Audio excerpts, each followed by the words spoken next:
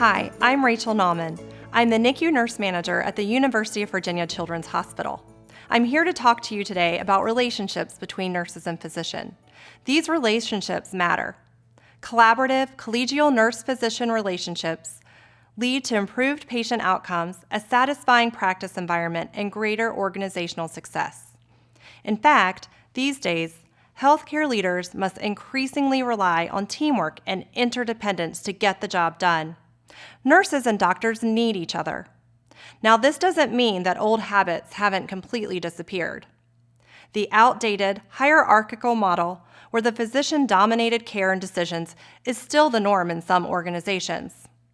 But it is our responsibility as nurse leaders to help shape and shift these behaviors and set a positive, productive tone. We have a lot of work to do. It is vital to define our relationships with our physician lead colleague, set the tone, and nurture the connection. If you're lucky, the partnership between nurses and physicians will develop organically. But be prepared to work at it and try to be patient. After all, we are viewed as a leadership dyad. This means that the duo sets direction, maintains organizational alignment, and ensures commitment of their teams. We all need to be on the same page.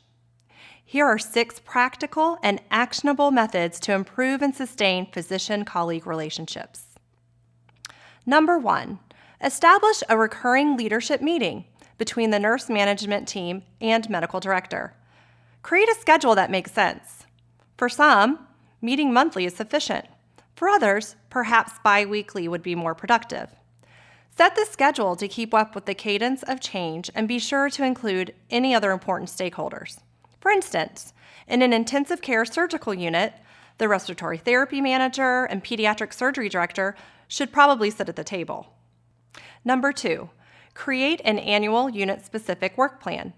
Designing and defining a collaborative work plan not only creates accountability and ownership, but is a good visual way to make sure work is divided evenly within the team. Make goals specific and actionable with clear outcomes and deadlines. Be sure to indicate who is responsible for what item. Use this work plan to guide your leadership meeting agenda. This will keep the team on track and any barriers to progress can be addressed. Number 3, create a monthly interdisciplinary care council where all interdisciplinary practice guidelines are vetted, discussed, and voted upon. This forum should be open to and include multidisciplinary representatives who created or who are affected by the practice changes being reviewed. Having the nurse-physician dyad facilitate this meeting allows opportunity for respectful discussion of practice and demonstrates a commitment of collaboration. Number 4, establish a daily multidisciplinary team huddle and attend as a dyad. Set the expectation for attendance. Huddling at a visual management board is ideal. Use it to disseminate new information, identify and mitigate risks for patient safety and quality, and trend progress toward goals. Huddles help maximize communication and keep us all on the same page, and they can provide the forum for quick course correction if needed. It's also important to lead huddles with shout-outs and end them with an inspirational quote. Number 5, celebrate together. Jointly sponsor educational events such as mock codes and special events like pizza or ice cream parties for exceeding a CLABSI goal. This creates opportunities for bonding and high fives after strong work together. When we can celebrate wins together, it further connects the team to the goals and results. Number 6, and most importantly, role model collegial interactions.